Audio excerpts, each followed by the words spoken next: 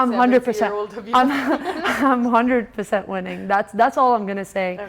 So if she's convinced that she's gonna like give me the match, I mean, at the end of the day, I'm still winning, right? So yeah, that's what I thought. Okay.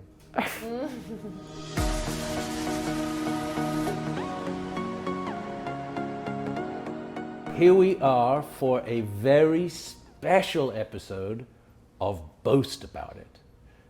I'm here with the Mohamed sisters, Habiba and Farida, who are going to play a squash match right after this.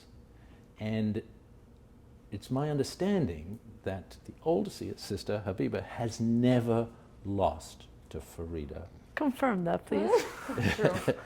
It's never lost. However, Habiba, what was your highest world ranking when you were a professional? 18, but I was 15 years old. At My defense. only 15, she was number 18 in the world. And what's your world ranking at the moment? 17, but my highest is 14. How old are you though? Now 22. That's what I thought.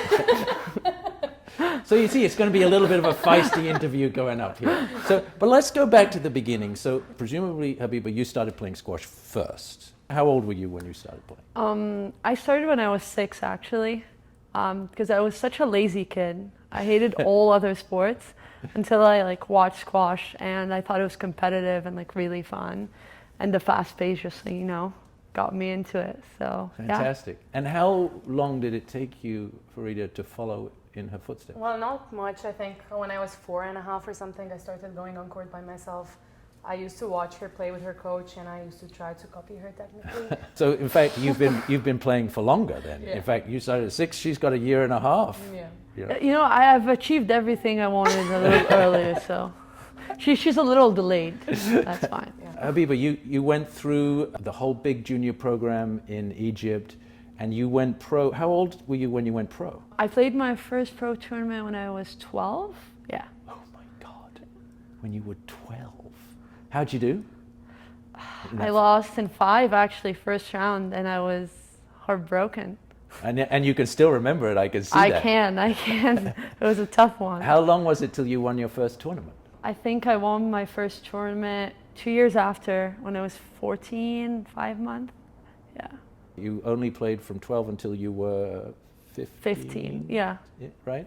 Yeah. And you stopped playing because of an injury? Correct, yeah. Tell us about that. So when I was 15, I was playing actually at the Worlds, and then suddenly I couldn't hit a backhand, and I was like, okay, like I thought my backhand was good, or like somewhat good. Yeah. Then there was like, a lot of like, oh, it's like just mental pressure, or like what's going on, until I got like a lot of like x-rays, like, like nerve tests and everything, and then they discovered I have a labrum tear in my right shoulder. Then after my first surgery, I tried to play some backhand, but it was still not working. So then I was like, okay, like something's wrong there.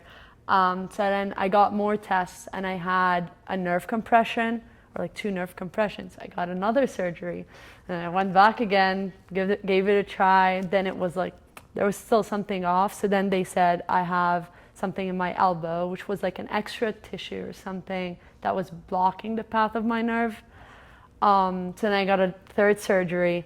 But the good thing about that, to be honest, that I had to travel the world to do that. So at least I got something out of it, I'm not gonna lie. But then after that, I think a big part of it was psychological, or that's what some people say. And it's something called the yips, which happens a lot in like baseball or golf. But then, even though like I couldn't play professionally anymore, I went to Colombia. I played on the team for like a few years, and for me that was like one of the best experiences, like personally, in terms of like understanding like the game and just like enjoying it. And the way like I learned to play with my left hand like made the game like feel completely different. Let's just focus on one thing you said there, which is you're a right-handed player, but you said you play squash sometimes with your left hand. Yeah. You just want to explain what you're talking about there? Yeah.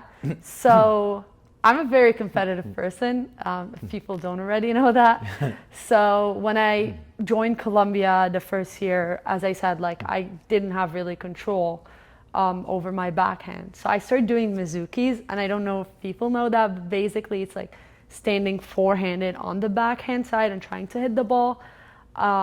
And that was all right, but I had to like literally sprint every single rally to like recover. Over the summer after my freshman year, I remember telling like my coaches and my parents, hey, I'm gonna try my left hand and I'm gonna switch. And they're like, you're crazy. Like, it's a very fast-paced sport. Like, you can't do that. Like, no one can switch hands. And I was like, no, I can. They're like, no. So then I like used to go practice my left hand until I went home over the summer, and I brought my parents and I said, hey, come, I need you to watch something. And they watch, and they were like, this is impressive. So they're like, yeah, keep training on it. But then after that, it just became a habit, and it was more fun because I like discovered a lot of like different aspects of the game. I became like smarter on court. I was playing squash here with a friend of mine, Ned Marks. He's a 6-something player, and he saw you and he said, oh, a teammate of mine played her. She has 2 forehands, and she annihilated him because people are just totally not expecting it. Yeah, during matches at college, it was the funniest experience of my life because sometimes I would go on court, and then when I would switch hands, they would be like, okay, you didn't have to show off like that. And I'm like, no, I wasn't doing that. I just can't hit a backhand. So it took people a while to like adjust that I'm generally like I can't hit a backhand rather than I'm like trying to like, show off. The fact that it gets in their head, I'm sure that's... I loved it. I'm not gonna lie. Exactly. Yeah. So now you're growing up, you see this happen to your sister, you see her sort of these huge high rankings, and then you see the injury, it happens. Talk to us about your journey. Well, yeah, Habiba was my role model since I started playing squash, as I said, and I've been looking up to her and everything. Wow, you're sweet. Yeah, jokes aside now. Well, yeah, I started playing squash because I used to watch her play with her coaches and accomplished so many great achievements. And then when she got the injury, I remember I wasn't able to even go on court with her. It was very stressful for me. I mean, like, I used to go in every tournament. I'm proud to say Habiba's my sister because everyone knew her, and it was impressive even when she started playing with both hands. Like, no one believed it, and it made me even proud. So, yeah, and then when I came to Colombia, she was playing on the team, and I came also because Habiba was there. And then it was more impressive to see her play in person with both hands. I remember the first time ever she was playing a live match, and we didn't know that she was playing with both hands, and we didn't tell her that we were gonna watch her play, and so not to put any pressure on her. And then me and my mom, we opened the live video and we watched, and we were impressed, and we were like in a shock. We didn't understand what's happening, and we called her and we were like, what's happening? And she was like, yeah, I've been doing this for a while. And yeah, it was impressive, and I think that's the first thing people mention when they see me, instead of actually telling me, oh, we're impressed by your squash. Just, oh, you're Habiba's sister who plays with both hands. I hope that says something about today's results. No, I mean, I said at the beginning, jokes aside, because like, I'm trying to be sweet, so I can take people on my side. What do you think's going to happen tonight? Well, I try to be nice. As I said, she's been my role model. I've been looking up to her, so I can't, be very harsh on her. Maybe so you're going to sort of play client squash with her? Yeah, is that what you think? Yeah. See, I'll let her talk. I mean, we have a match in like, what, 10 minutes? For 10 days now. Yeah. But now, see, I'm going to prove it on court. Like, I don't need to say anything really, right? Me too. I mean, like, everyone's going to watch it happen, and then, like, but don't cry, like, because, like, they're like, people and kids, like, they can't watch you, like, lose control, Don't break rackets, no yelling at the refs, nothing. Okay. Habiba, if you win, you're going to go back on tour? No, I mean, if I win, it's just going to prove that I'm too good for this tour, I guess. Like, I'm done. We're so excited to see you on court. I'm sorry to say that I'm rooting for your sister. You just told me 10 minutes ago that you were rooting for me. No, I did not. Whoa. She's lying to you. She's okay. lying to you. She's lying to you. I mean, he said it on TV. He said it, though. Like, I mean. I am rooting for Habiba because Habiba is here at Open Squash. Yeah, Exactly. but I'm your player, guys. It's true. You should support me. It's true. I should support you someone too. here is coaching me. Hey, I've been at Open Squash since COVID.